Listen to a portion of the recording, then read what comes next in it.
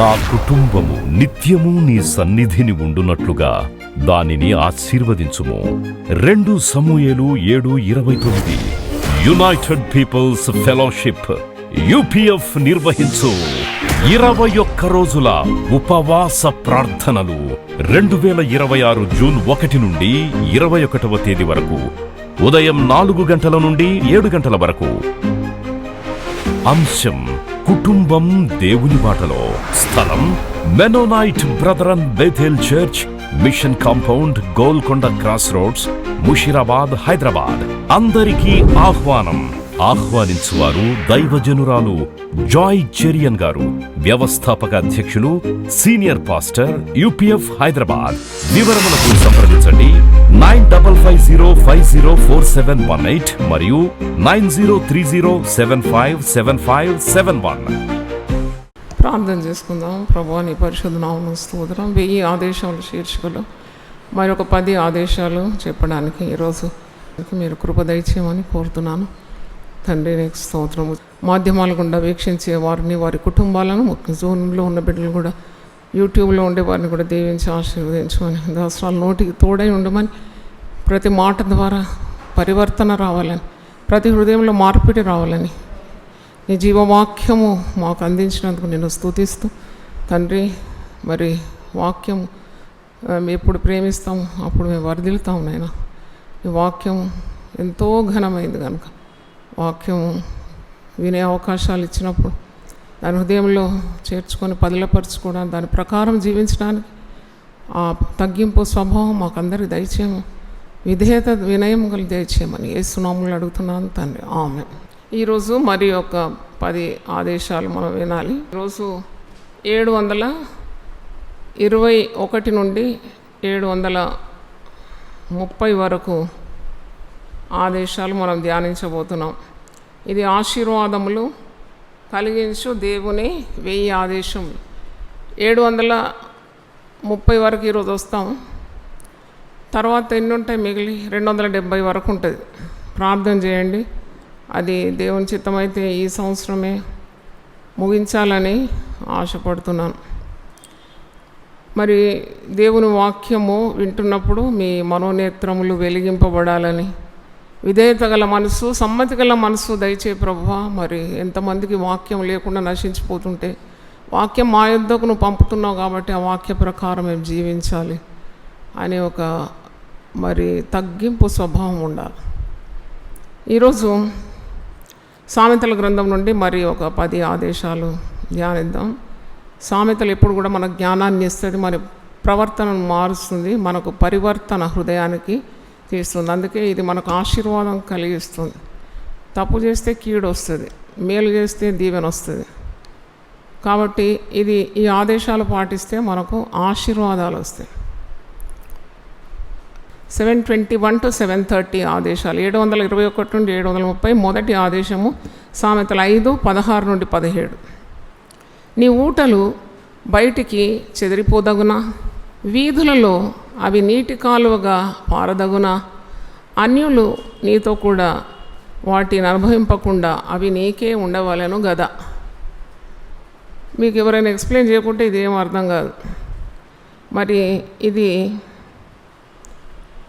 వివాహానికి ముఖ్యంగా పరిశుద్ధమైన వివాహం, పవిత్ర బంధం అంటారు కదా, భార్యాభర్తల బంధం పవిత్రమైన బంధం.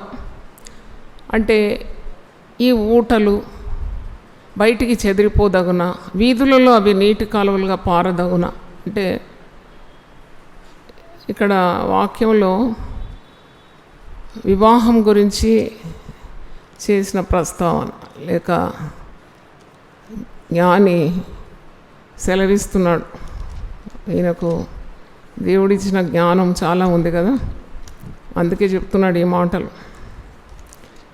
ఇలాగూ పరిశుద్ధమైన జీవితం, భార్యాభర్తల జీవితం, అది వారి మట్టుకు మరి మితంగా, హద్దుల్లో, ఆ పరిధిలోనే ఉండాలి. They should not have any relationship out side marriage. అంటే వివాహానికి బయట అక్రమ సంబంధాలు గురించి చెప్తున్నాడు. అంటే ఒక మంచి అలంకార భాషలో చెప్తున్నాడు అన్నమాట. మరి ఇద్దరు వ్యక్తులు, పురుషుడు స్త్రీ, ఈ కలయిక దేవుని వలన కలిగిందంటారు కదా. It is God made. Marriages are made in heaven అంటారు.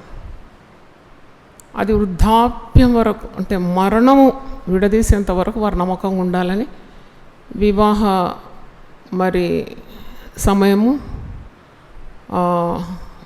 వివాహ ప్రమాణాలు తీసుకునేటప్పుడు ఇద్దరు ఒప్పుకుంటారు. అంటే అన్నిట్లో వాళ్ళు కలిసి ఉంటామని, పరిశుద్ధంగా జీవితాన్ని జీవిస్తామని, వివాహానికి బయట ఎలాంటి పాపము చేయకూడదు అది తెలుసు, నమ్మకత్వం, వీటన్నిటిని గురించిన కార్యాలు ఆ రోజు బోధింపబడుతుంది. వారు ప్రమాణాలు తీసుకుంటారు. అయితే చాలా వివాహాలు ఎందుకు కూలిపోతుందంటే అక్రమ సంబంధాల వలన కూలిపోతుంది.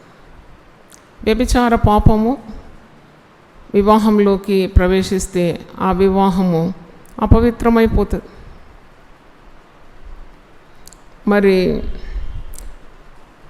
ఊటలు, నీటి కాలువలు అంటే దేనికి సూచన అంటే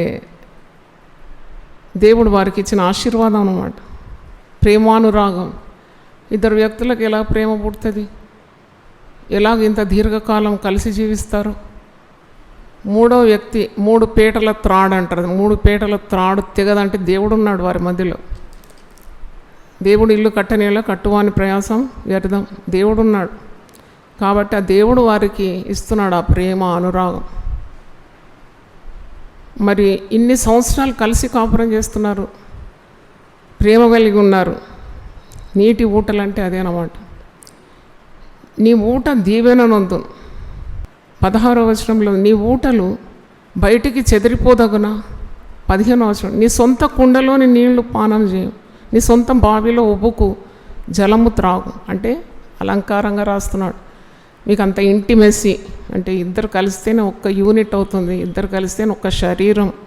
ఇది ఒక గొప్ప మర్మం అని వాక్యంలో ఉంది. భార్యాభర్తలు ఏక శరీరం అంటే అంత ప్రైవసీ అన్నమాట. అంత పరిశుద్ధమైంది. వివాహం అన్నిట్లో ఘనమైనది. ఈ ఘనమైన కార్యాన్ని అగౌరపాలు చేయకూడదు, సాతానుకు బానిస కాకూడదు. మీకున్న మరి పవిత్రత కాపాడుకోవాలి. ఇది మీకు నేను ఒక ఎగ్జాంపుల్ చెప్తాను. మీ ఇంటిలో చల్లని నీరు కుండ నిండా పెట్టుకొని పవిత్రంగా కాపాడుకుంటున్నాను. అదే నీళ్ళు అది మీరు త్రాగాల్సింది, అది మీ కొరకు సిద్ధపరిచింది. ఆ కుండ తీసుకుపోయి ఆ నీళ్ళంతా మీరు వీధుల్లో పారవేసినారనుకో, అది ఎవరికి ఉపయోగకరం ఉంటే అది బురదగా మారిపోతుంది. అంత ఇంపార్టెంట్ అన్నమాట పరిశుద్ధత. భార్యాభర్తల మధ్యలో ఉన్న బంధం, బంధం అంటారు, పవిత్ర బంధం. మరి అది పవిత్రంగా మెయింటైన్ చేయాలి. స్త్రీ పాపం చేయొద్దు, పురుషుడు కూడా పాపం చేయదు. అక్రమ సంబంధం అనేది రాకూడదు వివాహంలో. వస్తే ఫెయిల్ అయినట్టే, ఫెయిల్ అయిపోయింది. కుండ పగిలితే కారిపోతుంది, అది ఇంకా వీధుల్లో పారుతుంది అంతే. కానీ ఆ ప్రైవసీ, దేవుడిచ్చిన ఆశీర్వాదం, ఆ దీవెన కాపాడుకుంటే తరతరానికి ఉంటుంది ఆశీర్వాదం. అందుకే మోసం ఎక్కడో ఒక చోట ఆగుతుంది. ఫేక్గా ఉండకూడదు, ఎప్పుడు యథార్థంగా ప్రవర్తించాలి. నీకు ప్రేమ పుట్టుకొస్తలేదంటే ప్రార్థన చేసి అడగాలి. To build up, patch up, construct. అందుకే కట్టుకోవాలన్నది. ఈ వివాహ బంధం కట్టుకోవాలన్నది వాక్యం. ఇల్లు కట్టుకోవాలంట, బంధాలు పెంచుకోవాలంట, ప్రేమ అడిగితే దేవుడు ఇస్తాడంట. ఇవన్నీ ఉన్నాయి కదా బైబిల్లో. కాబట్టి మరి అన్నీ ఆ పరిధిలోనే ఉంటే దానికి అందం ఉంటుంది.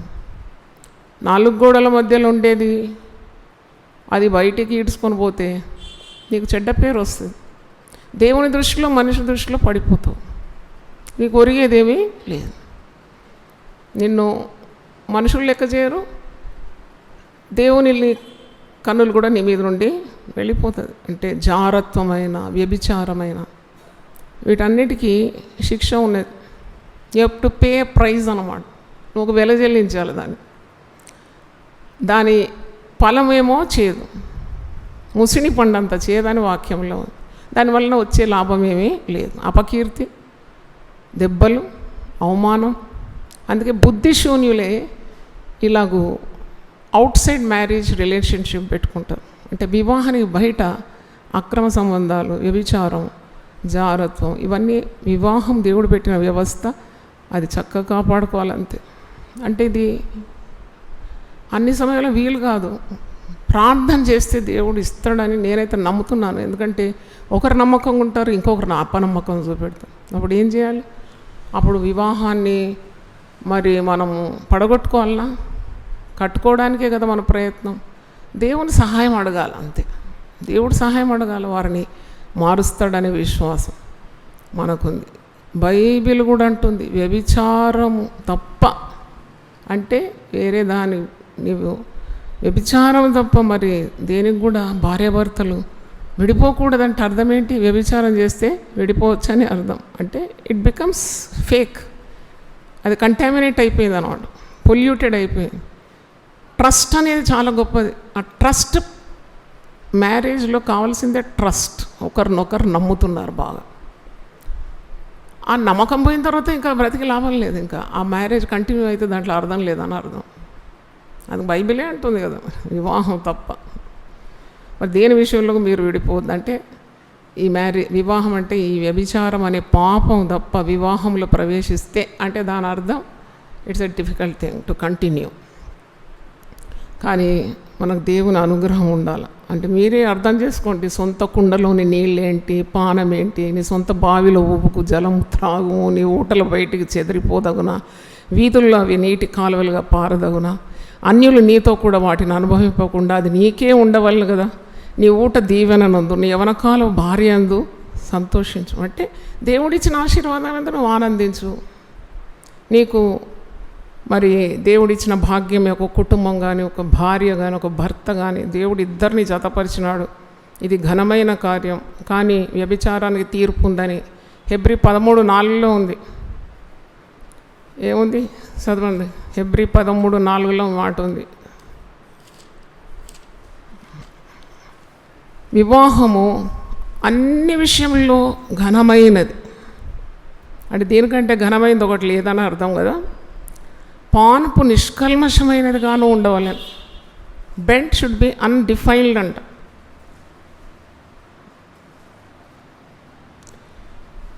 వివాహం అన్ని విషయంలో ఘనమైనది, పాన్పు నిష్కల్మషమైనదిగా ఉండవాలని. వేశ్యాసంగులకును వ్యభిచారులకును దేవుడు తీర్పు తీర్చును. ఇది బైబిల్, ఇది నెరవేరుతుంది. Outside marriage relationship is punishable. శాపగ్రస్తులవుతారు, దేవుని శిక్ష, ఉగ్రత భరించాల్సి వస్తుంది, పిల్లలు దారి తప్పుతారు. అందుకే వివాహంలో పవిత్రత పాటించాలి. పరిశుద్ధ వివాహం అని పేరు దానికి. పరిశుద్ధ దేవుడు, పరిశుద్ధులు, దూతలు మరి తొంగి చూసే ఆ మంచి మరి వివాహం అది పాడైపోయిందంటే దానివల్ల నీకు మరణం వరకు కూడా వేదన కలుగుతుంది. కాబట్టి సొంత కుండ, సొంత బావి, నీ ఊట, మరి నీ యవనకాల భార్య, ఆమె అతి ప్రియమలేడి, ఇవన్నీ మీరు బాగా చదివి ధ్యానిస్తే మీకు అర్థమైపోతుంది. దేవుడు నీకు ఇచ్చిన ఆశీర్వాదాలు ఎందు నువ్వు ఆనందించాలా, సంతోషించాలా.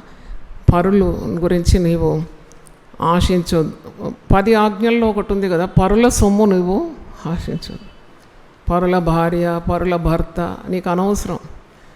నీకు దేవుడు ఇచ్చినవి సంతృప్తి కలిగిన జీవితం ఉండాలి, నువ్వు అనుభవించాలంటున్నాడు. You enjoy what God has given the blessings. రెండోది చూడండి, సామెతలు 7:25. జారస్త్రీ మార్గం తట్టు నీ మనస్సు తొలగనీయకు, దారి తప్పి అది నడుచు త్రోవల్లోనికి పోకు. Do not let your heart turn aside to her ways, do not stay into her path. ఇది మీకు తెలిసిందే కదా. జారస్త్రీ అంటే వ్యభిచరించు స్త్రీ, వేశ్యా స్త్రీ. దానికి ఒక్క భర్తతో తృప్తి లేదు, దానికి దేవుడిచ్చిన భర్తతో తృప్తి ఉండదు. చాలామంది అలాగూ స్త్రీలు ఉంటారు. అలాంటి స్త్రీలు పైకి బాగానే కనబడతారు, కానీ చాప కింద నీరులాగా వాళ్ళ పాపం ప్రవహిస్తూనే ఉంటుంది. అక్రమ సంబంధాలు పెట్టుకుంటారు. విశ్వాసఘాతకులు అంటే ఎవరికి తెలియదు అనుకుంటారు, కానీ తప్పకుండా తెలిసిపోతుంది. భర్తకు తెలియకుండా చేస్తారు, కానీ దాని పర్యవసానము మరి విడిపోవడం, డైవర్స్, కొన్నిసార్లు హత్యలు, ఆత్మహత్యలు, వీటన్నిటికీ దారి చేస్తుంది. అదంతా చేదైంది, అంత తీవ్రమైంది, దేవునికి అయిష్టమైందని మరి ఆ పాపము, ఆ క్షణికమైన ఆ సుఖం కొరకు మరి పురుషులు కూడా ఆ పాపంలో పడిపోతారు. మరి చేయకూడదు అలాంటి పనులు. అక్కడ ఒక జారస్త్రీ ఉంటే పోవద్దు అంటున్నాడు. అటు ఆ మార్గంలో కూడా పోకు, నీ కన్నులు అటు ఇటు చూడొద్దు, నీ పనులు నువ్వు చేసుకో. ఆమె తట్టు నీ మనసు ఉంచొద్దు, తొలగించుకో. అది దారి తప్పి నడుస్తుంది, దాని త్రోవలోకి నీవు పోకు. అంటే ఇది స్త్రీకే వర్తించదు, పురుషులకు కూడా వర్తిస్తుంది. పురుషులు అలాంటి వాళ్ళు ఉంటే స్త్రీలను ఆకర్షిస్తున్నారు, వారి కాపురాలు తగలబెడుతున్నారు.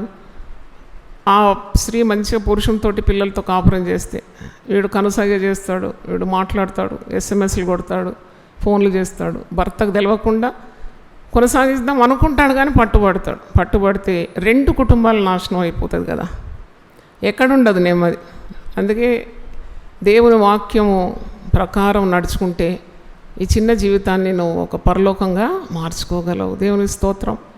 ఆజ్ఞ దీపంగాను, ఉపదేశము వెలుగ్గాను నీ త్రోవకుంటే నువ్వు అడుగులు జారవు. నువ్వు అన్నిట్లో క్రమ పద్ధతిలో ఉంటావు, క్రమ పద్ధతి పాటిస్తావు, నీకు దేవుని ఆశీర్వాదాలు ఉంటాయి. మరి జీవితంలో క్రమం కావాలని ఆశిస్తున్నాడు ఈ సామెతల్లో.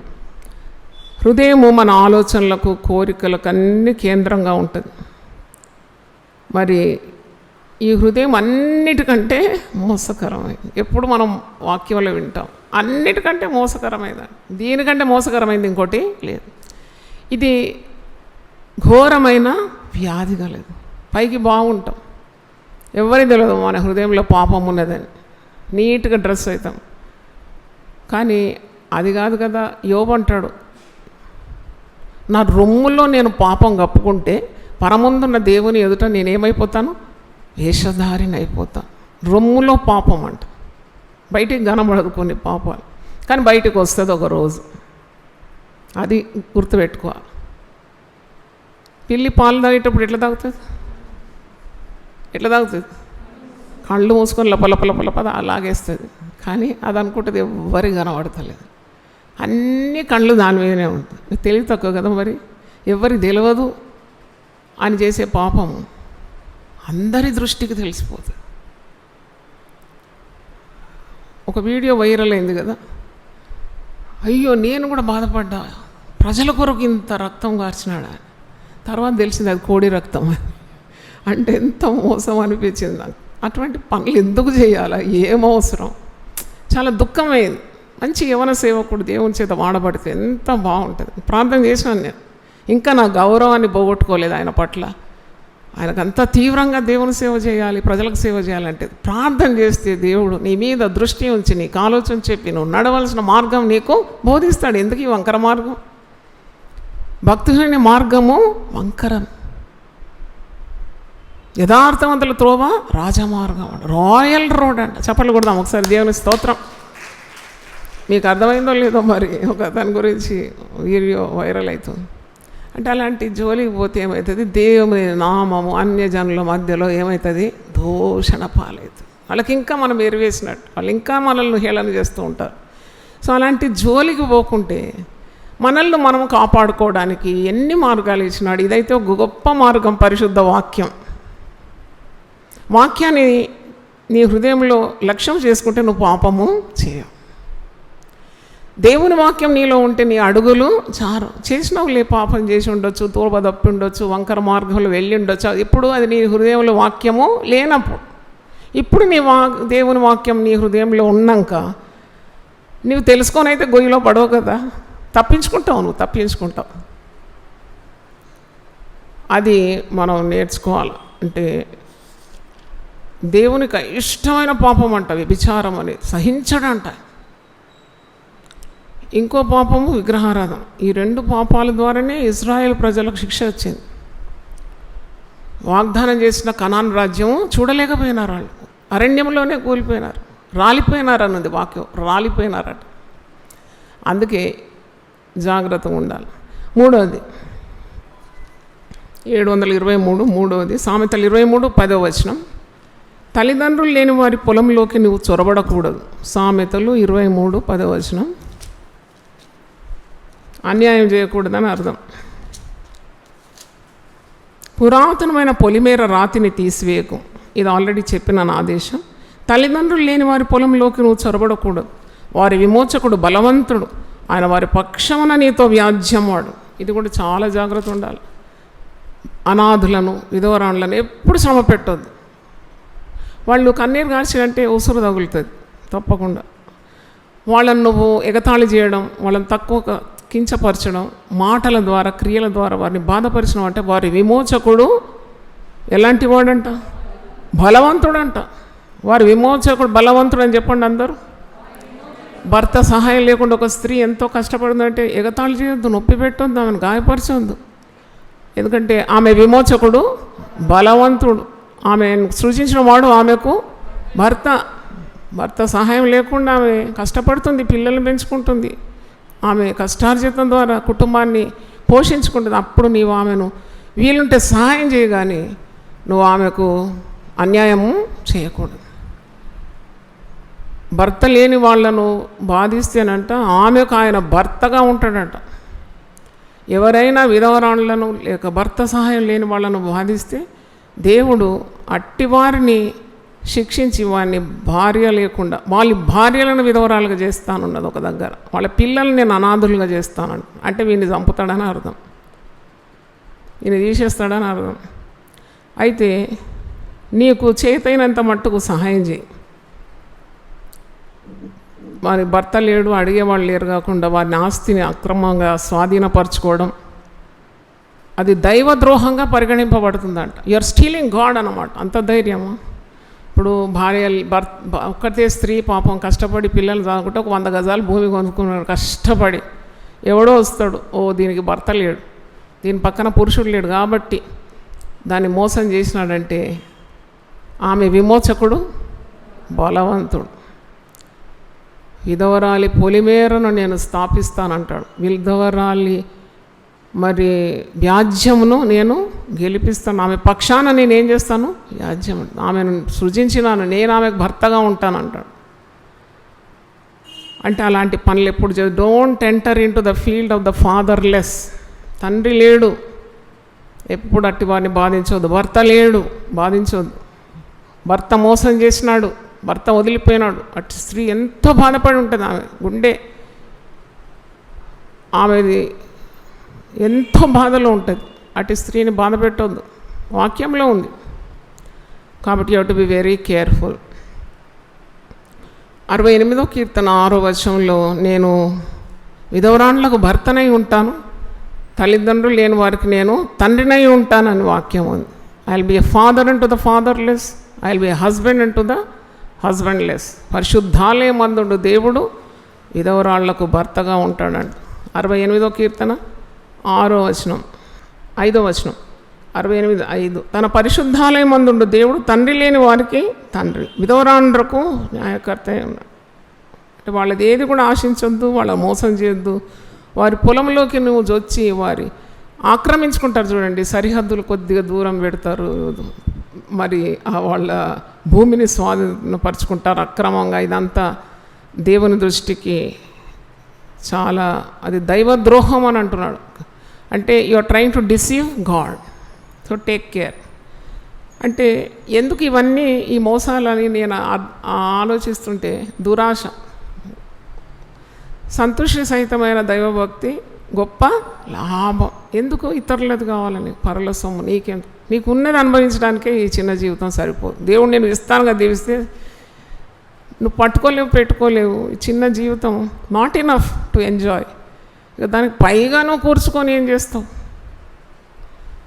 దేవుడు ఎవరెవరికి ఇస్తే వాళ్ళు కాపాడుకొని వాళ్ళది పోయి నువ్వెందుకు ఆక్రమించుకోవాలి? నువ్వు ఆక్రమించి సంపాదించుకొని నీ ధనాన్ని పెంచుకున్నా అది అనుభవించడానికి ఎవరి సెలవు కావాలా? దేవుని సెలవు కావాలి. కాబట్టి నెవర్ డూ దట్. దురాశ దుఃఖమునకు చేటు. దురాశ గర్భం ధరించి పాపమును కంటుంది. పాపం పరిపక్వమై మరణమును కంటుంది.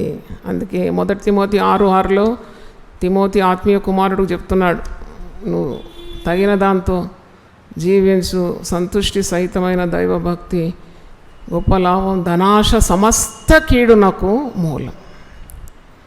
సరే, 4వది సామెతలు 24:19. సామెతలు 24, Proverbs 24:19. దుర్మార్గులను చూచి నీవు వ్యసన పడకము, భక్తిహీనుల మత్సర పడకము. దుర్జనునికి ముందుగతి లేదు, భక్తిహీనుల దీపము ఆరిపోను. దుర్మార్గులను చూచి వ్యసన పడొద్దండి, భక్తిహీనుల ఎడల మత్సర పడొద్దండి. చాలామంది చేస్తుంటారు ఈ పని. అరే ఇంత భక్తి మాకుంది, ఏం లాభం? వాడు చూడు అసలు ప్రార్థన చేయడు, ఉపవాసం ఉండడు, గుడికే రాడు, కానీ వానికి ఇంత ఆస్తి ఎక్కువైపోయింది, వాడి పిల్లలందరూ పాస్ అయ్యారు, నా పిల్లోడు ఫెయిల్ అయ్యాడు, నేను ఇంత భక్తి ఉన్నా కానీ లాభం ఏంటి? ఇలాంటి మాటలు మీ నోటికి రాకూడదు. అసలు వానికి లేనిది మీకు గొప్ప భాగ్యం ఉంది, అదే దైవ భయం. దేవునికి స్తోత్రం, అది గొప్ప ఆస్తి. అది భయం, దేవుని భయం గొప్ప లాభం, గొప్ప ఆశీర్వాదం. అది వానికి లేదు. అది నువ్వు వానికి ఉన్నదేదో లెక్క పెడుతున్నావు, అసలు లేనిది నీకు ఉన్నదని మర్చిపోతున్నావు. కనుక వాడు పైకి వచ్చినప్పుడు నువ్వు వ్యసనపడే అవసరం లేదు. నీవు మరి అంటే ఇతరులు తప్పుడు త్రోవలో ఉన్నారని, వారికి దేవుడు విజయాన్ని ఇస్తున్నాడని చూసి అసూయపడకుండా మన సొంత నీతియుక్తమైన జీవితంపై దృష్టి పెట్టాలని ఈ వాక్యం మనకు హెచ్చరిస్తుంది. అంటే ఇలా ఆయాసం పెట్టుకుంటారు చాలామంది, వాళ్ళకి అది ఉంది మాకు లేదు, మేము ప్రార్థన చేస్తున్నాం, ఉపవాసపడుతున్నాం, మేము ఇంత భక్తిగా ఉన్నాం, మాకేం ఒరగలేదు, ఇట్లా మాటలు మాట్లాడొద్దు. నీ భక్తి ఫలం దేవుని చేతిలో ఉన్నది, నీ ప్రయాసానికి తగిన జీతము ఆయన చేతిలో ఉన్నది, ఆయన విడుదల చేస్తాడు. Just wait, God will reward your righteousness. నీతికి తగిన ఫలం ఆయన ఇస్తాడు. 37వ కీర్తన ఒకసారి చూడండి. 37వ కీర్తన 36వ వచనం చూస్తాం. ఇక్కడ కూడా నువ్వు వ్యసన పడద్దు, దుష్టులను చూసి దుర్మార్గులను చూసి వ్యసన పడకూడదు. 7వ వచనంలో ఉంది, తన మార్గమున వర్ధిల్లు వాన్ని చూచి వ్యసన పడకము, దురాలోచనలు నెరవేర్చుకుని వాడిని చూచి వ్యసన పడకము. కోపము మానుము, ఆగ్రహము విడిచిపెట్టుము. వ్యసన పడకము, అది కీడుకే కారు. కీడు చేయవారు నిర్మూలమగుదురు, యెహోవా కొరకు కనిపెట్టుకుని వారు దేశమును స్వతంత్రించుకుందరు. తర్వాత 35, 36 కూడా చదవండి. భక్తిహీనుడు ఎంతో ప్రబలి ఉండుట నేను చూచి ఉంటిని, అది మొలిచిన చోటనే విస్తరించిన చెట్టు వలె వాడు వర్ధిల్లి ఉండెను. అయినను ఒకడు ఆ దారిని పోయి చూడగా వాడు లేకపోయాను, నేను వెతికితిని కానీ వాడు కనబడకపోయాను. వాడు సంపాదించుకున్నాడు, కూడగొట్టుకున్నాడు, మనుషులను భయపెట్టించినాడు, వాడు ఇతరుల ఆస్తి దోచుకున్నాడు, అక్రమ సంపాదన, అక్రమ బాంధవ్యాలు, అక్రమ సంపాదన అంటారు కదా, అంటే కూర్చుకున్నాడు ధనాన్ని, వర్ధిల్లినాడు ఒక పచ్చని చెట్టు వల్లే. కానీ ఆ త్రోవలో పోయినప్పుడు ఒకరోజు పచ్చగా కనబడ్డట, మళ్ళోసారి ఆ త్రోవలో పోతే ఆ పచ్చదనం లేదు, అది మొత్తానికి వాడి ఎండి మసిబొగ్గు అయిపోయింది. కానీ నీతిమంతుడు ఖర్జూర వృక్షం వలె మొవ్వు వేస్తాడట. దేవుని స్తోత్రం, వాడు మొవ్వు వేస్తాడనమాట. వీడు పత్తా లేకుండా ఎండిపోతాడు. కనుక ఇలాంటి వ్యసనం పెట్టుకోవద్దు మనసులో. వ్యసనం అనేది ఉండొద్దు విశ్వాసీ జీవితంలో. మంచిగా వినండి, వ్యసనం ఉండొద్దు ఎప్పుడు. నాకు అట్లయింది, ఇట్లయింది, ఇట్లా ఉండొద్దు. అది మనం ఇల్లంతా నీట్గా చేసి మాప్ కొట్టి నీట్గా పెట్టుకుంటాం, అంత శుభ్రం ఉండాలి, అంత దైవ సన్నిధితో నింపబడాలి నీ హృదయం. ఎందుకు వ్యసనం? నీ జీవితం దేవుని చేతిలో ఉంది, దేవుడిచ్చిన దీవెనలే ఇవన్నీ, ఆశీర్వాదాలు అన్నీ ఇచ్చినాడు, అది అనుభవిస్తున్నావు చాలా. అంత మట్టుకు ఎవరినో చూసి నువ్వు బాధపడేదేంటి? అది నీ కీడని ఉంది వాక్యం. వ్యసన పడకము, అది కీడుకు కారణం. Never do that. 34వ వచనం చూడండి. యెహోవా కొరకు కనిపెట్టుకొని ఉండుము, ఆయన మార్గం అనుసరించు, భూమిని స్వతంత్రించుకున్నట్లు ఆయన నిన్ను హెచ్చించు. భక్తిహీనులు నిర్మూలంగా నీవు చూసేదావు. 5వ ఆదేశం సామెతలు 25:16, Proverbs 25:16. తేనె కనుగొంటివా, తగినంత మట్టుకే త్రాగు, అధికంగా త్రాగినేడలా కక్కివేయుదేమో. Have you found honey, eat only as much as you need, lest you be filled with it and vomit. అంటే దీని అర్థం సింపుల్గా ఒక్క లైన్లో చెప్పండి, be within your own limits. అన్నీ మితంగా ఉండాలి, అన్నిట్లో కూడా. ఒకరితో నీకు స్నేహం ఉంటే కూడా మితంగా ఉండు. అధిక ప్రేమ చూపెట్టి భుజాలు రాసుకొని మళ్ళీ పోట్న పడిపోయి మళ్ళీ పెద్ద కలహం కయ్య. ఇక్కడే రాసి ఉంది, ఇది 25 కదా, నీవు మాటికి నీ పొరుగు అని ఇంటికి పోకు. వాడు నీ వల్ల ఏం చేస్తాడట, ఇసికిపోతాడంట. మాటికి నీ పొరుగు అని ఇంటికి పోకు. తేనె కనుకొంటివా తగినంత మట్టుకే త్రావు, అధికంగా త్రాగినడలా నీవు కక్కివేయదు. నీకు చాలా జిగిరి దోస్తని రోజు పో వాళ్ళ ఇంటికి, మాటికి పో, నెలంతా పో. మళ్ళీ వచ్చిండేంటి నా టైం అంతా పోతా అట్లా అనుకుంటారు మనసులో కదా. మాటి పోవద్దు ఎప్పుడు ఎవరు పోవద్దు ఎక్కడ. ఇప్పుడు మీరు ఇప్పుడు పోవాలి, ఎక్కడ అక్కడనే పీఠకం వేసుకొని కూర్చోవద్దు. పోవాలా, ప్రార్థన చేయాలా, ఇచ్చిన ఆతిథ్యం తీసుకోవాలా, అవుట్ అక్కడ నుండి వెళ్ళిపోవాలి. మీకు పని పాట లేదా అక్కడ పోయి గంటలు కూర్చోవడానికి. బీ బిజీ అంతే. నీకు ఎంతో పని ఇచ్చిండు దేవుడు ఇంట్లో. క్రమం పాటించాలి. క్రమమైన జీవితం అని పోయిన ఆదివారం సాయంకాలం వాక్యం ఇచ్చినాం కదా. ఇట్లా క్రమంగా ఉంటే అన్నీ పొందుకుంటాం మనం. దేవుని అనుగ్రహం, మనుషుల దయ. అంటే ఒకరు విసికే రీతిగా నీ ప్రవర్తన ఉండకూడదన్నమాట. విసిగిపోతారంట. తేనె దొరికిందా నీవు తీసుకోగానే దాన్ని వితిన్ లిమిట్స్ అన్నమాట. స్నేహం దొరికిందా విరక్తి వచ్చే వరకు ఆ స్నేహం అంతగా అవసరం లేదన్నమాట. అంతగా అవసరం లేదు. ఎవరితో మనం ప్రగాఢమైన స్నేహం ఎవరితోటి, దేవునితోటే ఉండాలి. Be within your limit. స్నేహమైన ఎక్కువైతే ప్రాబ్లం అవుతుంది. ఆహారం చాలా రుచిగా ఉందని తినేసినాం అనుకో, దంచేసినాం అనుకో, ఏమవుతుంది, కడుపు రుద్దుకుంటా రాత్రంతా నిద్ర రాదు. మళ్ళీ విరేచనాలంట, కక్కుడంట, ఇదంట. ఎందుకు వచ్చింది? జాపనీస్ టెక్నాలజీ ఏంటంటే they eat only 70% of the stomach. 30% వదిలి పెడతారంట కడుపు, పీక దాకా తినరు.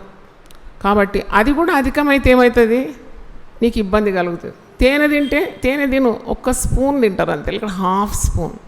తేనె చాలా టేస్ట్ ఉందని సీసంతా తాగేస్తే చచ్చిపోతావు నువ్వు ఇమ్మీడియట్గా. అంటే ఏది కూడా ఒక లకీర్ దాటి నీ ప్రవర్తన ఉండకూడదు. సరిహద్దుల్లోనే ఉండాలా. నీకు ఒక హద్దు ఉండాలని అర్థం. ఆహారమైన, స్నేహమైన, వినోదమైన, సంపద అయినా, విశ్రాంతి. నీకు విశ్రాంతి కావాలని చెప్పి దినమంతా పండుకుంటే నీ కాళ్ళు చేతులు పనికిరావు మళ్ళా. అలాగే సంతోషం కూడా చాలా సంతోషం అయిపోయింది కానీ కాళ్ళు భూమి మీద నిలబడితే హార్ట్ అటాక్ వచ్చి ఏం చేస్తావు, చచ్చిపోతాం. ఏడ్చి కూడా కొందరు ప్రాణాలు పోతుంది, గుండె పోటు వచ్చేస్తుంది. అంటే బీ బ్యాలెన్స్డ్. అన్ని మితంగా సమతుల్యంగా అనుభవించడానికి, శ్రమపడడానికి నేర్చుకోవాలి. అది చాలా గొప్ప కార్యం, గొప్ప జ్ఞానం. అది పరిధి దాటకూడదు, దేంట్లో కూడా హద్దుల్లో ఉండాలి. లేకుంటే అది నష్టాన్ని కలుగజేస్తుంది. ఆశా నిగ్రహం అనేది ఆత్మ ఫలం. You're within your limits అన్నమాట. బిహేవ్ యువర్ సెల్ఫ్ అంటుంది కదా టీచర్ పిల్లలు చూసి. వాడు కింద మీద చేస్తున్నాడు, కొద్దిగా ఎక్స్ట్రా ప్రవర్తిస్తే బిహేవ్ యువర్ సెల్ఫ్ అంటే చక్కగా ప్రవర్తించు అని అంటుంది. అలాగే సామెతలు మనకు బోధిస్తుందన్నమాట. 5 చెప్పినాను, 6 సామెతలు 30:10 దాసుని గూర్చి వాని యజమానితో కొండెములు చెప్పకు, వాడు నిన్ను శపించును ఒకవేళ నీవు శిక్షార్హుడవగుదు. అంటే ఒక దగ్గర పనిచేసేవాడు ఉన్నాడు, వాని గురించి నీవు వాని యజమానితో వాడు మంచివాడు కాడని వాని మీద నీవు లేనిపోని వార్తలు పుట్టించి చెప్తే నువ్వు వాని పొట్ట మీద కొట్టినట్టే కదా అది. అంటే వానికి యజమాని కోపం వచ్చేస్తుంది. సాధారణంగా యజమానులు ఎప్పుడు టెన్షన్తో ఉంటారు. నీకు ఒకటే కార్యం కానీ వారు 1000 కార్యాలు ఉంటుంది కాబట్టి వినగానే వాళ్ళు నమ్ముతారు అన్నమాట. అటు చేస్తున్నాడు లెట్ క్విట్ అంటారు. అప్పుడు వానికి ఎంత ద్రోహం చేస్తున్నావు. 2 పక్షాలు వినాలి. యాక్చువల్లీ ఒక తీర్పు తీర్చాలంటే 2 పక్షాల వినాలి. అది దానికి టైం ఉండదు యజమానులు. విన్నారంటే వెంటనే రిమూవ్ చేస్తారు. అబ్బో ఇంత చెడు వార్తనా గురించి. అందుకే బైబిల్లో ఏం రాసి ఉందంటే దాసుని గురించి వాని యజమానితో కొండెములు నువ్వు ఎప్పుడూ చెప్పకూడదు. వాడు ఒకవేళ దుఃఖపడి ఉద్యోగం పోతే నిన్నేం చేస్తాడు, శపిస్తాడు. ఆ శాపం నీకు తగులుతుంది. ఏడుస్తాడు వాడు, ఉద్యోగం పోతే ఏడుస్తాడు. భార్య పిల్లల్ని ఎట్లా పోషించాలి అంటే నువ్వు డైరెక్ట్ కాకుండా ఇండైరెక్ట్గా ఎక్కడ కొట్టినావు, నువ్వు పొట్ట మీద కొట్టినావు. అది ఎప్పుడు చేయకూడదని. Do not మెలైన్ a servant to his master let he curse you and you be found guilty.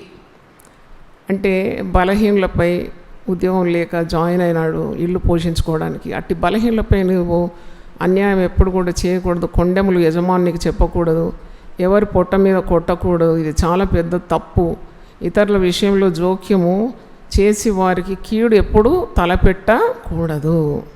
7వది 31:3 సామెతలు 31:3.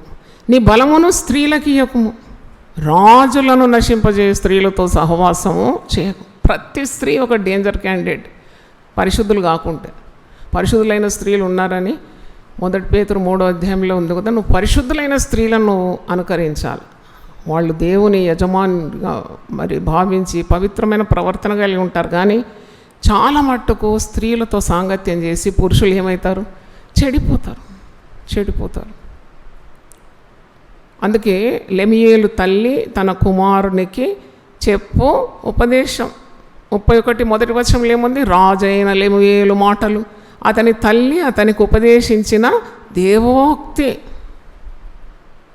నా కుమారుడా నేనేమందును, నేను కన్న కుమారుడా నేనేమందును, నా మొక్కులు మొక్కి కనిన కుమారుడా నేనేమందు. నేనైతే అనేది నొప్పులు తీసి కన్న నా కుమారుడా. ఈమెమంటుంది? మొక్కులు మొక్కి కన్న కుమారుడు. అయ్యో, ఇంత కష్టపడితే కుమారుని మనం చెట్టంతా చేస్తాం కదా. వాడు బలాఢ్యుడిగా ఉన్నప్పుడు మనం ఆనందిస్తాం చూసి, అబ్బా వీని కొరకు పడిన కష్టాలు ఇంతంతా కాదంటాం. మరి ఇంత కష్టపడిన కుమారుడు పాడైపోతే ఆ తల్లికి ఎంత బాధ ఉంటుంది. అందుకే ఉపదేశిస్తుంది తల్లి ఉపదేశం ఎట్లుండాలా? మెడకు కంఠహారంగా ఉండాలి. మొన్న చూసినారు కదా వీడియోలో, తల్లి ఉపదేశించడు కొడుక లవ్ లెటర్లు అవన్నీ పెట్టుకోకు, 10వ క్లాస్ పాస్ అయిన పిల్లోడు, వద్దు నా ఫోన్ ముట్టుకోకు, కరెక్ట్గా ఇంటికి టైంకి రా, చక్కగా చదువుకుంటే వాని కోపం వచ్చి వాడు ఏం చేసినాడు? సంపి పడేసినాడు. చూడు, ఈ లోకం ఇట్లా మారిపోయింది ఇప్పుడు. అయితే ఈ తల్లి ఉపదేశిస్తుంది తన కుమారుడు లెమియేలు, నా కుమారుడా నీవు నీ బలమును ఎవరికి ఇవ్వద్దు? స్త్రీలకి ఇవ్వద్దు. బలహీనుడవైపోతావు దేవుని దృష్టిలో, ప్రజల దృష్టిలో. నీ బలం వారికి ఇయ్యకు. ఎటువంటి స్త్రీలు ఉన్నారంట? రాజులను సైతము నశింపజేసే స్త్రీలు ఉన్నారు. జాగ్రత్త బిడ్డ. నా మొక్కులు మొక్కిన కుమారుడా, నీవు మళ్ళీ కింద ద్రాక్షారసం తాగొద్దు, తాగువారితో నీవు తిరగొద్దని కూడా ఉన్నది ఇక్కడ. అయితే ఈ మాటకు అర్థం ఏంటంటే, పరస్త్రీ వ్యామోహంలో పడి మనిషి ఎప్పుడు కూడా తనకున్న దేవునితో ఉన్న బంధం పోగొట్టుకుంటాడు, శరీరంలో ఉన్న సత్తా పోగొట్టుకుంటాడు, సమాజంలో తనకున్న గౌరవాన్ని పోగొట్టుకుంటాడు, సంపాదించుకున్న సంపద కూడా పోగొట్టుకుంటాడు. అన్ని ఇబ్బందులు కొని తెచ్చుకున్నాడు. వాని పని వాడిని చూసుకుంటే మైండ్ యువర్ ఓన్ బిజినెస్ కదా. వాని పని వానికి ఇచ్చిన భార్య, వానికి ఇచ్చిన పిల్లలు, వానికి ఇచ్చిన కుటుంబం, వానికి ఇచ్చిన పని చూసుకుంటే ఏ తంట లేదు. కానీ ఇవన్నీ కొని తెచ్చుకుంటాడు. అయితే ఒక ఉదాహరణ ఉంది కదా, బలవంతుడు, దేవుడు ఎన్నుకున్న ప్రవక్త, బలాఢ్యుడు ఏమైనాడు? ఆయన పేరేంటి? సంసోను ఒక స్త్రీ ద్వారా నాశనం అయిపోయాడు. దేవుని నుండి దూరమైనాడు, సొంత వారికి దూరమైనాడు, ప్రజలకు దూరమైనాడు, దేవుడిచ్చిన పనిని సరిగా చేయలేకపోయినాడు. స్త్రీ అంటే ఆదిశక్తి అంటారు వేరే మార్గాల్లో. నిజమే అనిపిస్తుంది నాకు. దేవుడు ఎన్నుకున్న మనుషుడు ఏర్పరచుకున్న కారణ జన్ముని పడగొట్టిందంటే లెమియేలు తల్లి చెప్పింది కరెక్టే కదా. రాజులను నశింపజేయు స్త్రీ, ప్రవక్తలను పడగొట్టే స్త్రీ. తలుచుకున్నదంటే చేసేస్తుంది అన్నమాట. మళ్ళీ తమాషా చూస్తుంది. కాబట్టి స్త్రీల జోలికి పోవద్దు. ఉన్న భార్య చాలు, దురాశ దుఃఖమునకు చేటు చాలు. ఇక ఉన్న భార్యనే పోషించి ఆమెను మెయింటైన్ చేయడమే కష్టం, ఆమె కన్న పిల్లలను మెయింటైన్ కష్టం. ఇంకెందుకు అనవసరంగా మరి వేరే తంటాలు తెచ్చుకోవడం. చూడండి, సంసోన్కి ఏం మొరగలేదు, తన బలమంతా పోగొట్టుకున్నాడు. దెలీలా అనే స్త్రీ ద్వారా అన్నీ కోల్పోయినాడు. గుడ్లు కూడా పీకేసినారు. అది సకలేంద్రియానం నయనం ప్రధానమైన ఆశీర్వాదమే కొట్టేసింది. అది కళ్ళు పీకేసినారు. చూడండి, అందుకే జాగ్రత్తం చేసేవాడు బుద్ధిశూన్యుడు అని వాక్యంలో ఉంది. వాడు దెబ్బలకు అవమానమునకు గురి అవుతాడు. అట్టి అవమానం ఇక పోదంట, వాని జీవితంలో అయిపోయింది, లేబుల్ అయిపోయింది. ఇక వాడు ఏం చెప్పినా నమ్మరు ప్రజలు. వీడు పాపి అంటారు. కాబట్టి జాగ్రత్తగా ఉండాల. క్రమశిక్షణ గల జీవితం, తన మనసును అణుచుకునేవాడు. ఉంది కదా వాక్యంలో, సామెతలు 25:28 వచనంలో ఒక మాట ఉంది చూడండి. ప్రాకారము లేక పాడైన పురం ఎంతో, తన మనసును అణుచుకొనలేనివాడు అంతే. మనసులోకి వచ్చే ఆశలన్నీ నువ్వు నెరవేర్చుకోవాలంటే you are heading for trouble, నాశనం అనే దారిలో ఉన్నావని అర్థం. అలాగే సామెతలు 16:32 చూడండి. 16:32 పరాక్రమశాలి కంటే దీర్ఘశాంతం గలవాడు శ్రేష్ఠుడు, పట్టణం పట్టుకుని వాని కంటే తన మనసును స్వాధీనపరుచుకునేవాడు శ్రేష్ఠుడు. అంటే డిసిప్లిన్ ఇన్ లైఫ్, క్రమశిక్షణ ఉండాలి. లెమీయులు తల్లి చాలా మంచి బోధ తన కుమారునికి తెలియజేస్తుంది. 31-9 వచనాలు తల్లి తన కుమారునికి చెప్పే బోధ, లెమీయులకి ఇచ్చిన బోధ తల్లి. తర్వాత 31-10 వచనాలు ఒక దైవ భయం గల స్త్రీ, సామర్థ్యం గల స్త్రీ, నీతిమంతురాలు, ఒక చక్కని ఉత్తమమైన ఇల్లాలుకున్న లక్షణాలన్నీ అక్కడ రాసి ఉంది. దేవునికి స్తోత్రం, హల్లెలూయా. Do not give your strength to women, nor your ways to that which destroys kings. ఇంకోటి 8 సామెతలు 31:8 8వ ఆదేశం. మూగవారికి, దిక్కులేని వారికి అందరికీ న్యాయం జరుగునట్లు నీ నోరు తెరువు. నీ నోరు తెరిచి న్యాయముగా తీర్పు తీర్చు. దీనులకు, శ్రమపడి వారికి, దరిద్రులకు న్యాయము జరిగించు. ఇక్కడ ఎన్ని కేటగిరీస్ ఉన్నాయి మీరు లెక్క పెట్టండి. ఎవరికి న్యాయం తీర్చాలంట? మూగవారికి. నోరు లేని పక్షులు ఉంటారు కొందరు, ఎంత కష్టపడతారు కానీ వారికి నోరు ఉండదు. వారిని డిఫెండ్ చేసుకోవడానికి, వారి కొరకు మాట్లాడడానికి. వారు ఒకవేళ బలహీనులై ఉండొచ్చు, లేక ధనహీనులై ఉండొచ్చు. ధనం లేదేమో, వారికి అన్యాయం చేస్తుంటే వారి ఒక లాయర్ని పెట్టుకొని పోరాడడానికి వాళ్ళ దగ్గర ధనం కావాల్సినంత ఉండదు. అందరికీ ఉంటుందా? కానీ అన్యాయం సహిస్తూ ఉంటారు. ఈ బలవంతులు, ధనవంతులు వచ్చి వాళ్ళని దోచుకుంటారు. నోరు లేని వారిలాగా ఉంటారు. ఏమని వేస్తే కసితోటి ప్రాణాలు కూడా తీస్తారనే భయంతో గమ్మునుంటారు. అటు వారికి నువ్వు నోరు తెరవాలంట. మూగ వారికి, ఇంకెవరికి? దిక్కు లేని వారికి. దిక్కు దశ లేదు, భర్త లేడు, కొడుకులు లేరు, ఒంటరిది, అనాథ ఉంది. దానికి ఎవరు ఆమె పక్షాన మాట్లాడేవారు లేరంటే నువ్వు మాట్లాడాలంట. కానీ తెలివి వాడాలి. ఇవన్నీ ఇట్లుందని పోయి అనవసరమైన దాంట్లో చిక్కుకోకూడదు. నువ్వు ఏమీ మీకు వీలుగా ఉంటే ప్రార్థన చేయొచ్చు. నేను ఉదయం కూడా జూమ్లో చెప్పినాను, 10 మంది పేర్లు పెట్టి ప్రార్థన చేయి. విజ్ఞాపన ప్రార్థన అంటే దేవునికి చాలా ఇష్టం. నీకు డబుల్ బ్లెస్సింగ్స్ వస్తుంది. మరి నేను ఒక డైరీ తయారు చేసుకున్నాను. రోజుకు 10 మంది కొరకు నేను విజ్ఞాపన చేస్తాను. It's a blessed ministry. యేసుప్రభు చేసేదే ఆ పరిచర్య. తండ్రి కుడిపార్శ్వం అందుండి ఏం చేస్తున్నాడు? మనందరి కొరకు విజ్ఞాపన చేస్తాం. యోబు విజ్ఞాపన చేసి డబుల్ బ్లెస్సింగ్ పొందుకున్నాం. ఓ 10 మంది పేర్లు తీసుకో, మళ్ళీ నెక్స్ట్ డే మళ్ళీ ఒక 10 మంది పేర్లు తీసుకో. ఇక్కడ ప్రేయర్ రిక్వెస్ట్ రిజిస్టర్ ఉంటుంది, నిండిపోతుంది. అది 10 పేర్లు తీసుకొని మీ స్థితిగతులు మారిపోతుందండి. గ్యారంటీ. నేను చెప్పే మాట తప్పకుండా నెరవేరుతుంది. God will change your situation. ఆయన నీ స్థితి, గతి, పరిస్థితులు అన్నీ మారిపోతుంది. ఒక నెల అలా చేయండి, అనుకున్న దిక్కు నుండి మీ సహాయం వచ్చేస్తుంది. హల్లెలూయా. అయితే ఇక్కడ ఏముందంటే, నువ్వు మూగవారికి, దిక్కులేని వారికి న్యాయం జరుగునట్లు నీ నోరు తెరు. ఒకవేళ నీకు నోరు తెరవడానికి అంత శక్తి లేదంటే దేవుని దగ్గర నోరు వారి కొరకు తెరు. నీ నోరు బాగా తెరువు, నేను దాన్ని నింపుతా అని అంటున్నాడు. నీ నోరు తెరిచి న్యాయంగా తీర్పు తీర్చు. మళ్ళీ అంటున్నాడు, దీనులకు, శ్రమపడు వారికి, దరిద్రులకు న్యాయము జరిగించు.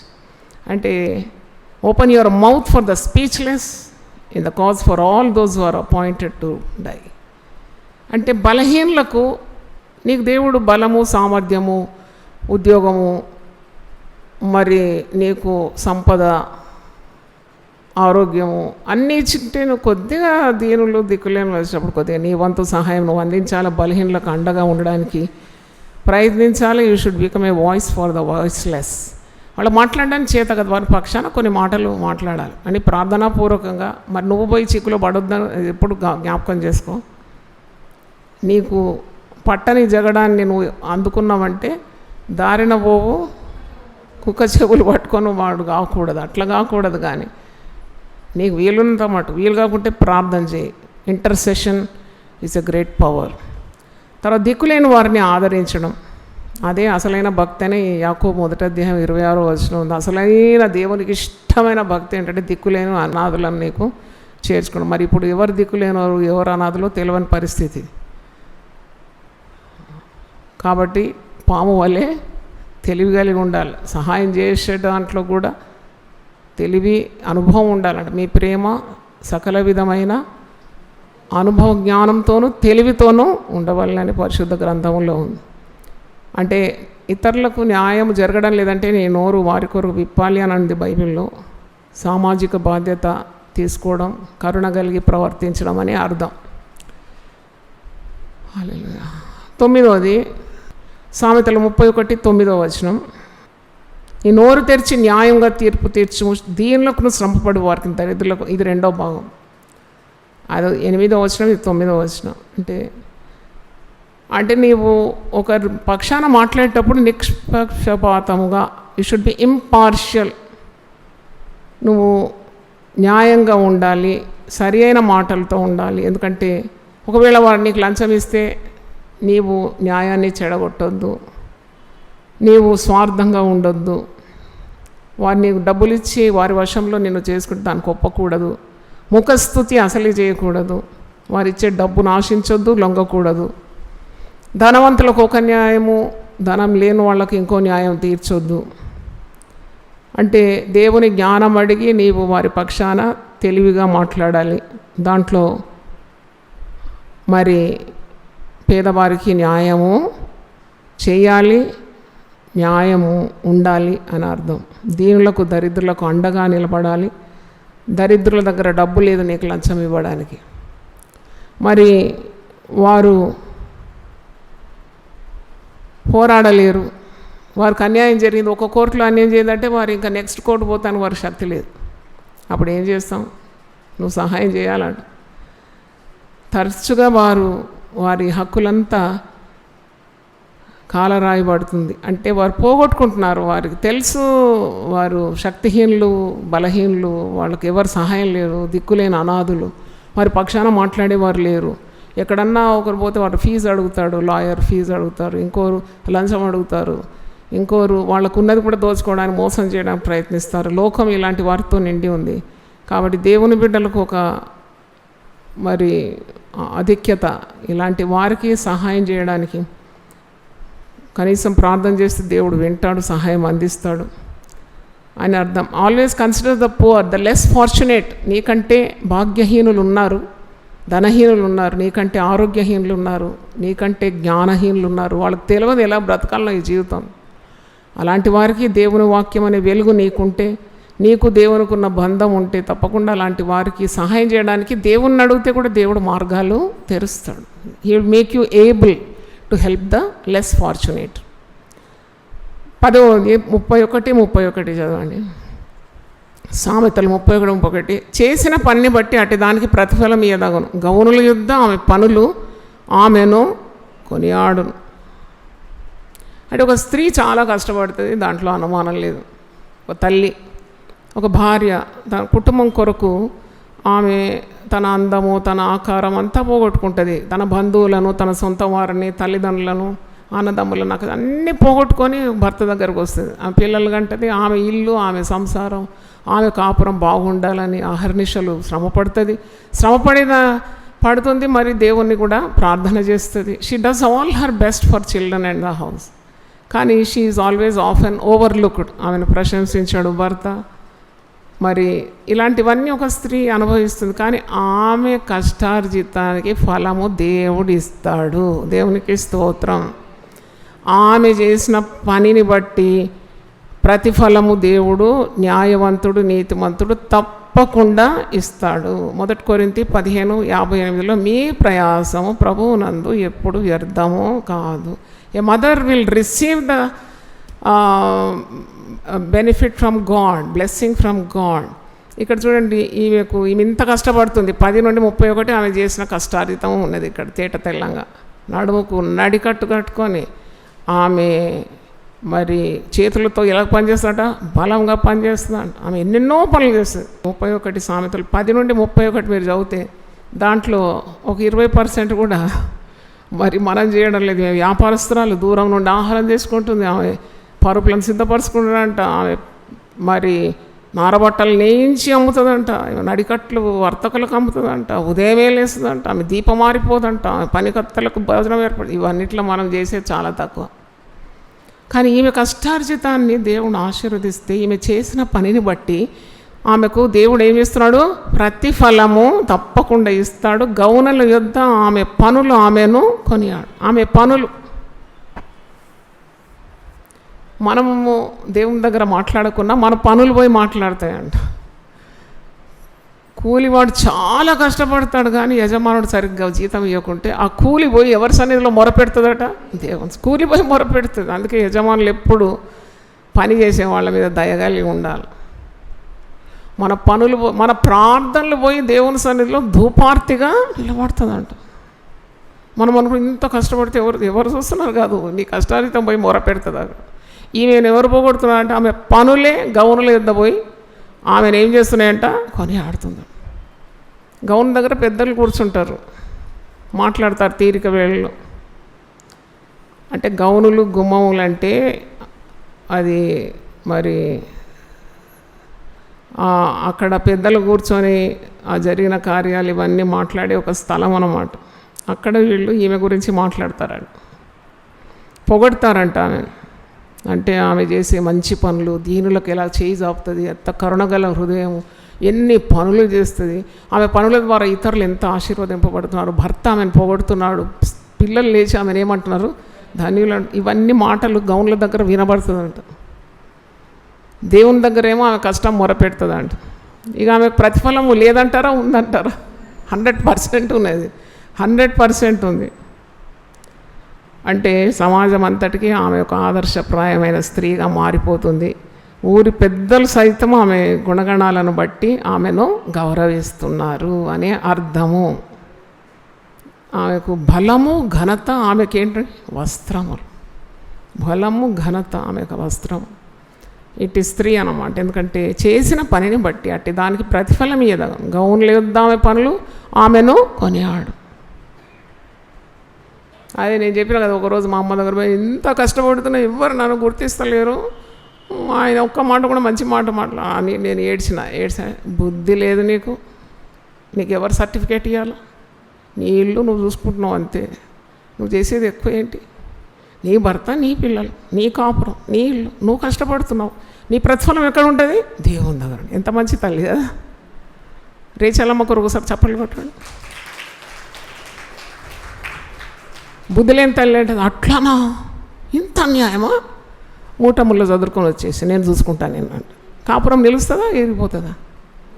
పట్ ఇప్పుడు ఉంటాను ఇట్లా ఈ రీతిగా ఉండలేదు. తల్లి చూడు ఎంత జ్ఞానం కలిగి నోరు తెరవాలి, ఎంత అద్భుతమైన ఉపదేశం నాకు ఇచ్చింది నా తల్లి. నువ్వు చేసిన కష్టం దేవుని దగ్గర మాట్లాడుతుంది. నా కష్టం ఎక్కడ పోయిందా? మీరందరూ ఇప్పుడు నాకు కిరీటంలాగా ఉన్నారు, మీరందరూ అన్నమాట ఆనందమును కిరీటంగా ఉన్నారు. నా కష్టం ఎక్కడ పోయింది? కష్టపడ్డా నేను, కానీ దానికి తగిన ప్రతిఫలం భూమి మీదనే ఇచ్చినాడు. ఇక పరలోకంలో ఎన్ని ఉన్నాయో నా కొరకు తప్పకుండా ఉంటుంది. గోడౌన్ నిండి ఉంటుంది అనుకుంటా ఆశ. ఎందుకంటే కష్టపడ్డా కాబట్టి నాకు ఒక నిరీక్షణ ఉంది, నా ప్రయాసం వ్యర్థం కాదు. సరే, 10 ఆదేశాలు ఈరోజు నేర్చుకున్నారు. నేను చెప్తుంటే చిత్తం ప్రభు అని చక్కగా విని మనస్ఫూర్తిగా చిత్తము ప్రభు అనండి. ఒబేడియన్స్ అన్నమాట. మీ విధేయత స్పష్టపరచండి దేవుని సన్నిధిలో. 721 నుండి 730 వరకు 10 ఆదేశాలు, 1000 ఆదేశాల శీర్షికలు ఈరోజు చెప్పబడింది. 730 we reached. ఇంకా 270 చెప్తే ఈ శీర్షిక ముగించబడుతుంది. ముగించిన రోజు పెద్దగా మనం అందరం కూడి దేవుని స్తుతించి రుచికరమైన భోజనం తిని దేవుని 2 చేతులు ఎత్తి వందనాలు చెప్పాలి. ఎందుకంటే ఇది ఆరంభించింది 2006. అంటే ఎన్ని సంవత్సరాలు అయింది? 20 సంవత్సరాల నుండి చెప్తున్నా, నాకు టైం దొరికినప్పుడెల్లా. సరే, గాడ్ బ్లెస్ యూ. నీ ఊటలు బయటికి చెదిరిపోదగున, వీధులలో అవి నీటి కాలువగా పారదగున, అన్యులు నీతో కూడా వాటిని అనుభవింపకుండా అది నీకే ఉండవలెను గదా. జాన స్త్రీ మార్గముల తట్టు నీ మనస్సు తొలగనీయకము, దారి తప్పి అది నడిచి త్రోవల్లోకి పోకుము. తల్లిదండ్రులు లేని వారి పొలంలోకి నువ్వు చొరబడకూడదు. దుర్మార్గులను చూచి నువ్వు వ్యసన పడకము, భక్తిహీనుల ఎడల మత్సర పడకము. తేనె కనుగొంటివా, తగినంత మట్టుకే త్రాగుము, అధికంగా త్రాగిన ఎడల నువ్వు క్రక్కివేయుదువేమో. దాసుని గూర్చి తన యజమానితో కొండెము చెప్పకము, వారిని శపించును, ఒకవేళ నీవు శిక్షారుడవగుదువు. నీ బలమును స్త్రీలకు ఇయ్యకము, రాజులను నశింపజే స్త్రీలతో సహవాసము చేయకము. మరి మూగవానికి నీ దిక్కులేని వారందరికీ నీ న్యాయం జరుగునట్లు నీ నోరు తెరువుము. నీ నోరు తెరిచి న్యాయంగా తీర్పు తీర్చుము, దీనులకును శ్రమపడు వారికి దరిద్రులకును న్యాయం జరిగించుము. చేసిన పని బట్టి అట్టి దానికి ప్రతిఫలం ఇయ్యదగును, గౌనుల యుద్ధ ఆమె పనులు ఆమెను కొనియాడును. హల్లెలూయా, ప్రైజ్ ది లార్డ్. ప్రార్థన చేసుకుందాం. ప్రభువా, నీ పరిశుద్ధ నామమునకు స్తోత్రం. 10 ఆదేశాలు చెప్పడానికి నీ దీనదాసురాలకి ఈరోజు మీరు ఇచ్చిన ఈ కృప కొరకు వందనాలు చెల్లిస్తున్నాను. ఆదేశాలు వినడం మాత్రం కాదు, మరి ప్రపంచంలో ఎక్కడ కూడా ఆదేశాలు చెప్పడం కూడా మేము వినలేదు. దేవుడు మాకు ఇచ్చిన ఈ దర్శనం కొరకు వందనాలు. మరి ఆదేశాలు చెప్తుండగా మరి ఒకసారి దాన్ని ధ్యానించి హృదయంలోకి చేర్చుకొని దాని ప్రకారం నడవడానికి సిద్ధ మనసు మాకందరికీ దయచేయమని, నీ మాట వింటే మాకు చెప్పలేనంత ఆశీర్వాదాలు కృప వెంబడి కృపను అనుగ్రహిస్తావు కనుక నీకు స్తోత్రం. వీళ్ళందరినీ తల మీద హస్తం ఉంచి వారిని ఆశీర్వదించి దీవించి ఫలం దయచేయమని యేసు నామములో అడిగి వేడుకుంటున్నాను తండ్రి, ఆమేన్. తండ్రి అయిన దేవుని ప్రేమ, యేసుక్రీస్తు కృప, పరిశుద్ధాత్మ సహవాసం మనందరికీ సదాకాలం తోడుగా ఉండును గాక, ఆమేన్. నా కుటుంబము నిత్యము నీ సన్నిధిని ఉండునట్లుగా దానిని ఆశీర్వదించుము. 2 సమూయేలు 7:29. యునైటెడ్ పీపుల్స్ ఫెలోషిప్ UPF నిర్వహించు 21 రోజుల ఉపవాస ప్రార్థనలు 2026 జూన్ 1 నుండి 21వ తేదీ వరకు ఉదయం 4 గంటల నుండి 7 గంటల వరకు. అంశం కుటుంబం దేవుని బాటలో. స్థలం Mennonite Brethren Bethel church, mission compound, Golconda cross roads, Musheerabad, Hyderabad. అందరికీ ఆహ్వానం. ఆహ్వానించువారు దైవజనురాలు జాయ్ చెరియన్ గారు, వ్యవస్థాపక అధ్యక్షులు, సీనియర్ పాస్టర్, UPF హైదరాబాద్. వివరములకు సంప్రదించండి 9550504718 మరియు 9030757571. దినం దేవునితో నేను. కుటుంబ వ్యవస్థలు, జీవన విలువలు అస్తవ్యస్తంగా మారుతున్న ఈ రోజుల్లో ప్రభువు దాసురాలు రెవరెండ్ డాక్టర్ జాయ్ చెరియన్ గారు దైవ దర్శనంతో ప్రభువు సన్నిధిలో కనిపెట్టి పొందిన 366 విభిన్న ధ్యానాంశములను ప్రతిదినం దేవునితో నేను అనే పుస్తక రూపంలో ప్రపంచానికి అందించారు. ఇది అనేకుల జీవితాలను ప్రభావితం చేసే ఒక విలక్షణమైన గ్రంథము. పరిశుద్ధాత్మ దేవుడు ఈ పుస్తకమును పఠించే ప్రతి ఒక్కరిని స్పృశించి శక్తితో నింపునుగాక. ఈ పుస్తకాలిప్పుడు అందరికీ అందుబాటులో ఉన్నాయి. ఈ నూతన సంవత్సరంలో దీనిని మీరు ధ్యానించండి, మీ బంధుమిత్రులకు ఆత్మీయ బహుమతిగా అందించండి. పుస్తక ప్రతుల కొరకు సంప్రదించవలసిన ఫోన్ నంబర్లు 9550504718, 9030757571.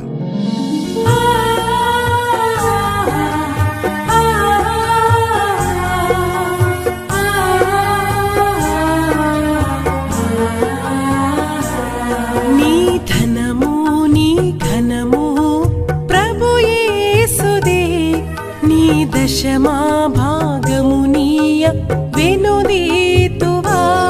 నీ ధనము నీ ఘనము ప్రభు యేసుదే, నీ దశమా భాగము నీయ వెనుదీతువా. ధరలోన ధనధాన్యములనీయగా కరుణించి కాపాడి రక్షింపగా. ధరలోన ధనధాన్యములనీయగా కరుణించి కాపాడి రక్షింపగా. పరలోకనాదుండు